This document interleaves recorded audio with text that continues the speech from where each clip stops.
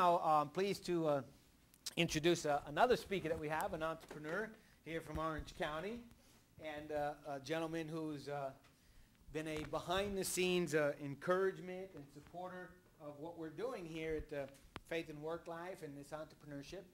And so if you would, we're going to welcome William Sonsma, and William is going to tell us about his entrepreneurial journey, his company, and some of the things, and then have some questions and answers for us. So William. Name's William Sonsma, 52 years old, married, two small kids, one's 7, one's 4. It's kind of hard for me to be here tonight and talk a little bit about myself. It's easier for me to help others, which is kind of more what I'm involved with. So I apologize if this seems more like a confession and some Catholic guilt. That's how it's going to come across. So I'll try to do the best of sharing where I came from, where I am, and hopefully where I'm headed. It's amazing how God gets involved in your life. Ironically, tonight, coming in here, listening to Bruce, talked about a butcher. My father was a butcher. Grew up in Compton, California, through newspapers. Went to Catholic school for 8 years, went to St. John Bosco for 4 years, Cerritos College for 2 years, Cal State Northridge for 2 years, and started my career as a CPA. Worked at Price Waterhouse with the goal never of being anything other than the best at what I could be. And that was it. And, you know, it really doesn't matter what you do as long as you are doing what God's will is in your life, and you know, what is God's will, right? You know, you can look through the scriptures and see, you know, you need to do a sober evaluation of your talents. You know, what are your skills? You know, I understood very early on that my skills were not numbers, so I really couldn't be a good accountant. I really understood that my skills was not driving or directions, so I couldn't be a taxi guy or bus driver. I've gotten lost more than I can tell you. We bought a home in Big Bear, and I'm telling you, it probably took me 9 times before I didn't get lost anymore. You know, going up the freeway, it's just bad. You know, I almost got lost coming here, turned in the wrong parking lot, which, you know, that's my plight, and I'm okay with that. So, you know, for me, as a Christian, it was always important to listen to what God was sharing with me, and he was always sharing with me and always guiding me, always protecting me in the direction. And you know, how does push come? Push doesn't always come from encouragement. It comes from discouragement, right? If you're not successful at something, I was the number 3 person in accounting at Carnation Company, and it wasn't working. I was a CFO of a dairy company. It wasn't working. And not because I wasn't okay at it, just wasn't satisfied and felt that there was something more in my life. So, you know, I've always done that sober evaluation of what my talents are to get to the level of where I think, you know, God wanted me. And he actually dropped me in lending. Another thing of being here tonight and talking about God's action and coincidence, maybe, I doubt it. Bruce is talking about SBA loans. I do SBA loans. How does that work? I mean, Steve didn't know this was going to happen. So what I do now, I do SBA loans.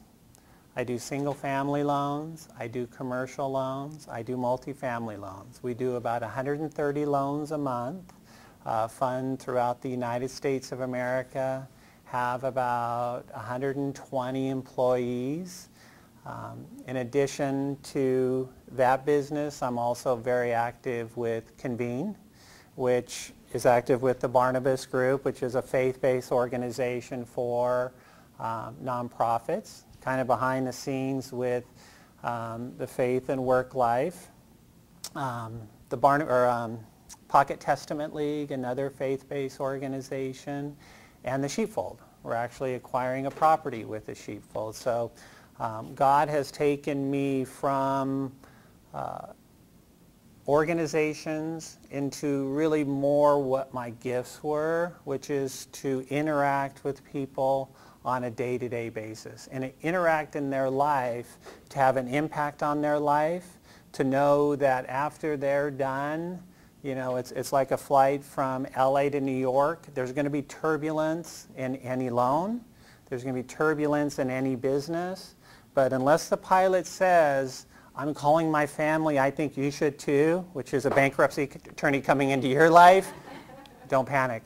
Everything's going to be okay, and it's going to move forward. So I've been blessed that way to follow that. Now, kind of sounds like it's been kind of easy.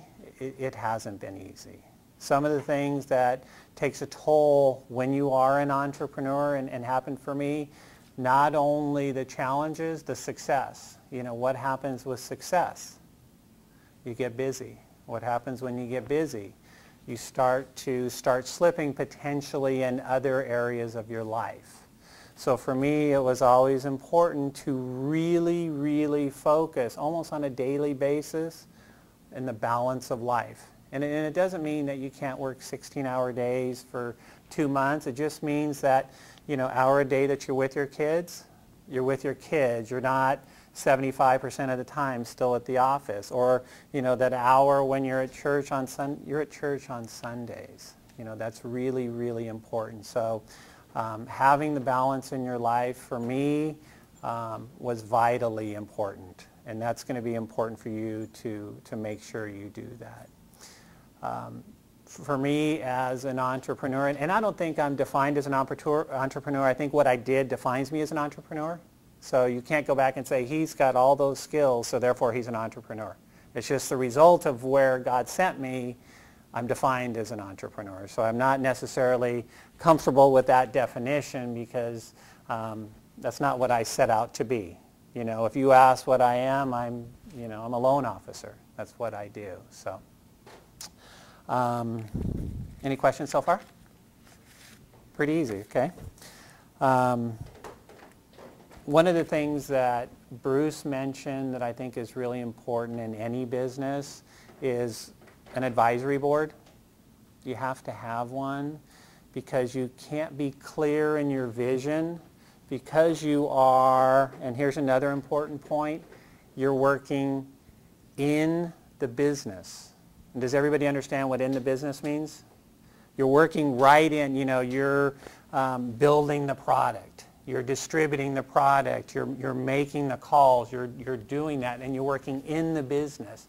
But an advisory board is going to step you back and help you to focus on the business, which is not what you're doing today. What are you going to do next week?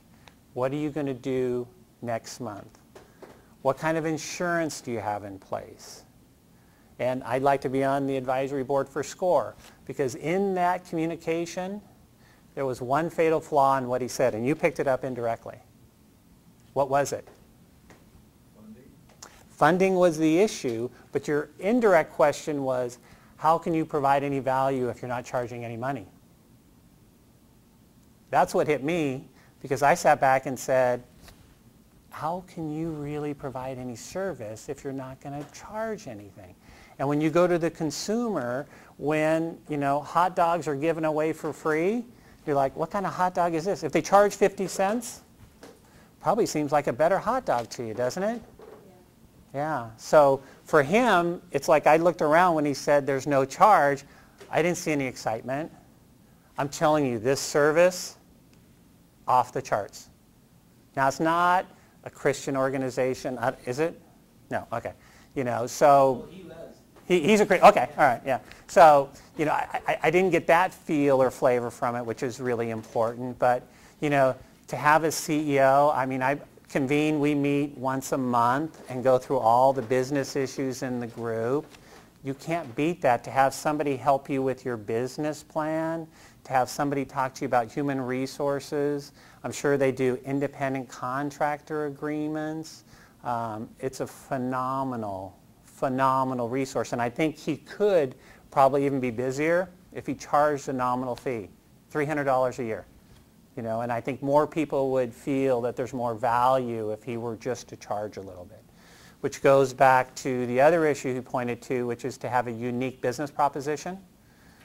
What's the unique business proposition? My unique business proposition was really simple. There was no multifamily loans in the state of California available to mortgage brokers. Zero. None. Yes? What is a multifamily? 5+ units. An apartment building, anything that has more than 5 units. So there was no funding in the whole state. So when a mortgage broker had a loan, he really didn't know where he could take that loan. Well, he came to me. That's what happened. In May of 2000, I had been doing loans for about 10 years, just waiting for this opportunity, and I was patient. I was very patient. As soon as a lender came to the state of California and said, we want someone to represent us in this state, and we're going to pay you 1% for every loan that you do. So if it's $1 million loan, we make $10,000. So now I went after every mortgage broker in California and told them I could help them with their multifamily loans. So they said, wow, this is great. I can charge money too, and we can both make money and help people finance these properties. And from May of 2000 to May of 2006, went absolutely crazy. Funding, we didn't need any. You know, it wasn't that expensive to do it. We just needed an office. We started in 1,200 square feet in 2 months. We had to go downstairs for another 800 square feet. Then we needed more space, so we went across the street. Within 18 months, we were in 12,000 square feet, and that's kind of where I stopped it. And we were out of control busy. Mistakes I made, didn't have an advisory board. I was the only one really making the decisions. 2, I didn't have qualified people right underneath me. So I was theoretically here with the business expertise, but my next person down was way down here. So what happened was it had a direct impact on everybody's life. Everybody had to work harder. Everybody had to work more because I didn't have, as the Bible says, the wise counsel of many.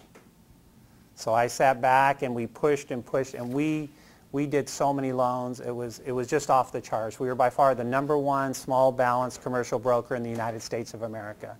We did over 1 billion loans in 2006. So it was pretty incredible. Key decision that I made. Anybody know the Lakers? Okay. How many championships did they win in a row? 3. I had 3 absolutely insane years. And I said, if the Lakers cannot win more than 3 championships in a row, I can't have more than 3 great years in a row. So at that time, I analyzed the market, which was a good thing. Anybody remember when the market crashed in housing? 2000, July of 2007. I sold my company in March of 2007. So, pretty lucky. I attribute it to maybe a little bit the Lakers, but really God coming down. God used the Lakers. God used it, but I'll tell you what he did before that. Before that, in October of 2006, I was served with a class action lawsuit. I got served with a class action lawsuit, federal court for over $5 million. So God is just telling me, William, it's time to get off the treadmill. It's time to start focusing back on what's really important. So here's what God did. He found me a company to come buy me. He found me a company that didn't care about a class action lawsuit in federal court for over $5 million. He found me a company that didn't do any due diligence on the books. Now the books were perfect. Okay, there was nothing wrong with the books. But they didn't do any due diligence. How does that happen? It doesn't happen by human means. It happens by the will of God and what God wants in my life. He's saying enough. And to show you, it's the best weight loss thing there is to get served with a class action lawsuit. Lost like 25 pounds immediately. So that was a key decision. God knocked me off my treadmill. Lakers winning 3 championships, saying enough. Market collapsed in July of 2007. The company that acquired us obviously didn't do as well as they thought they were going to do, and not because of us or them. It's solely the market, and not honestly our market, because we didn't do subprime loans. We didn't do Alt-A loans. And I'm going to just give my opinion here as to why all these loans went wrong. People think it's the banks. No. People think it's the mortgage brokers. Nope. Who's responsible when somebody goes to Fatburger and buys the fattest burger in the United States of America? Consumer. The consumer. That's who's responsible for that. The second person who's responsible for that, there's a thing called the rating agency. The rating agencies took these loans, reviewed them, analyzed them, and said, these loans are as good as a U.S. Treasury bond. That's what they said. So if you take a yield of 10% versus a yield of 3%, and they're exactly the same, where are you going to invest your money? The 10%. So when the end result is they're saying it's absolutely A-okay, we like it, it gets fueled, right? This pump keeps getting fueled. So that's what happened. Everybody said, this is great, this is fantastic, we can do these loans. Those are, in my opinion, there may be some people here who have subprime loans or I don't know, I'm sorry. But that's who's responsible. First, the consumer, and second, the rating agency for allowing this product to be in the market. Sure. Did the rating agency benefit? What was their benefit? Their benefit was they were actually paid by the people who asked them to rate it. So like Merrill Lynch, B of A, you know, like an audit opinion, you sit back on an audit opinion, who pays the auditors? The companies who are asking for the opinion. It's a flawed system. So they came back and said, I'll give you an example. If you don't know what a subprime loan is, a borrower buys $1 million fourplex in San Diego, gets an $800,000 first at 9%, a $200,000 second at 12%, has no money down, seller pays all the closing costs, the rents are $4,000 a month, her mortgage payment is $8,500 a month. How do you get a loan? You shouldn't. You're $4,500 a month and you're a police dispatcher, you shouldn't get that loan. It doesn't work. So there's no way that rating agency should have rated that as being good, and there's no way that consumer should have put on their loan application that they can afford those payments. So, so our market collapsed as an unintended consequence of the subprime and Alt-A collapse. So in November of 2008, the bank that acquired us came in and said, you know, look, we're not making the kind of money we want to make. Would you like to get paid off, and would you like the keys back to your company? And so at that time, I had to honestly evaluate and sit back and say, okay, Lord, what do you want me to do now? And it wasn't immediate that what happened. And actually at that time is when I actually joined Convene, which is the group of CEOs, Christian CEOs, and got counsel. And you know, the conclusion of the group was, you know, William, you owe it to your people to give them and continue to provide them an environment where they can continue to make money, because if you don't do it, they're not going to have a job. And that's going to be 80 people on the street. And we weren't losing money, we just weren't making money. So back in February of 2009, I decided at that time to take the business back. We did, grew from 80 employees during a down market to now 120. We are doing very well. We expanded the platform because you have to evaluate where you are in relation to your competition. So I evaluated the platform in conjunction with this wise counsel and expanded it to do single-family loans and SBA loans. And the reason we're doing that, where's all the funding when you read about it in the papers? single family, and SBA. So it's not hard to figure out in my business where to go. I'm just curious, from the time from the CPA to the loan, what transpired into loans? You know, I don't know. You know, it's a funny question, because what happened was I was living in Valencia, California. I was driving to downtown LA every day, working out at the gym before, and I just one day said, this is not for me. You know, so I quit my job, rented out my house, actually moved in with my mom. A friend was doing loans, and I said, I want to live in Orange County. I want to work in Orange County. So I started doing the loans just as a loan officer. Got offered the position for controller for Mazda Motors of America, $4 billion company. No way was I qualified for that. I'm telling you I wasn't. I would not have made it in that profession. But at the time when I got the offer, I looked, I had 63 loans in less than 90 days. 63 loans. And, you know, God just spoke to me, hey, you know, dude, this is what you're cut out to do, because you're a numbers person. You understand numbers, but you also understand how to help people and how to get them through what they need to get through to get where they need to be. So, yes? How did you generate your leads? Did you do that yourself? Or? Now they just call, but initially it's all cold calling.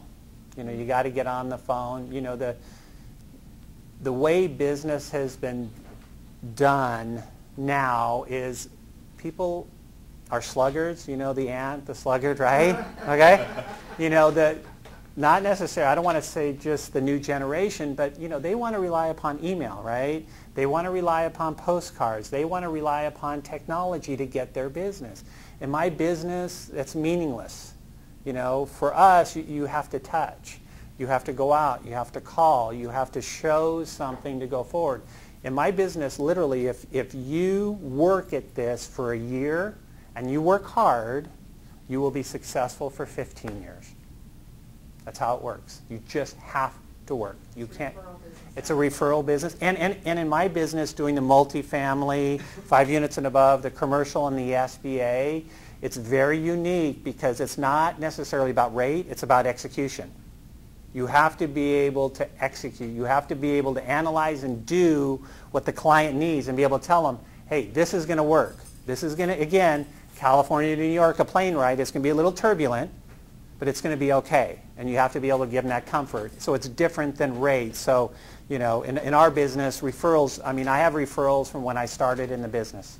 You know, they just keep coming. I hired someone that I cold called my 3rd day in the business. 45 days later, he called me and said, you're the expert in apartments. I got to come work for you. I'm like, I've been in the business 45 days. You still have that niche? Yes. Yes. Yep. Yep. And commercial, you look in the paper, it's coming back. It's coming back big time. I mean, income property, it's huge. In my business, there's been 10 new lenders in 2011. So what happens is, here's the volume of deals. Here was the volume of capital in 2010. Here's the volume of deals in 2011. Here's the capital. So what does that mean? The volume of deals is going to start expanding because now people are going to have to sit back and say, how do I deploy my capital? They're going to have to get on the street because no longer are they going to think values are going to go down. Now they're going to have to look at and say, how do I get my return up to 8, 9, 10% as opposed to 1% in the bank? So it'll get better and better and better. Do you think you would be where you are if you hadn't gotten connected with Concordia? I would say I'd have to answer that in 2 ways. I think financially I'd be where I am, but I don't think I'd be grounded like I am. And I don't think I'd be, I spend probably 20 to 25 hours a week helping other businesses, you know, doing mediation, arbitration, business meetings, which is what I thoroughly enjoy. I'm on the board at St. John Bosco, looking for a basketball coach and have a phenomenal one we just got. So, you know, so yeah, I would say financially, yes. but not as grounded and not as given the ability to give back. So your passion is more involved, sounds like. Yeah, and my priorities. You know, you wouldn't necessarily been able to find me spend 3 hours, you know, with 2 other Christians working out their business issue. I would have been at work. I would have been at work, you know, and now it's like, I'd rather be there. I don't even miss this. I mean, especially with the iPhone, you know, you can respond to emails and stuff. I'm sure your employees are thrilled that you took the company. Yeah, yeah, and I am as well. Yeah. When I first started the company is the name. There's a lot of small companies out there, and if you call yourself Pinnacle Capital, you know, what does that mean? To some people, that's a golf ball. You know, to some other people, it's the peak. But what does it mean on a national presence? So for me, I decided that Fidelity was a great name for a company, because you think of Fidelity, you think of Fidelity Title, you think of Fidelity Investments. It's a national brand, right? So there's many times that people call, hey, I didn't know you guys did loans. And, you know, yeah, we're 120 people, but we're nowhere near the size of the other Fidelities. So a key decision for me to get instant credibility and integrity was the name. The second key thing that I did is I only hired people I could trust. Don't have a partner unless you absolutely have to.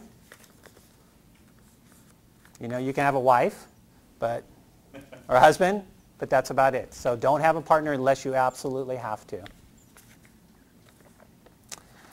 And quality and quantity, which is something that I already mentioned. You know, sometimes you have to work a lot, but it's the quality of the time that you have in the Word, quality of time that you have with your family and your kids, not necessarily the quantity. And you just got to make sure that it's right there in front of you, and that's what you're focused on when you're doing it. I think that's it.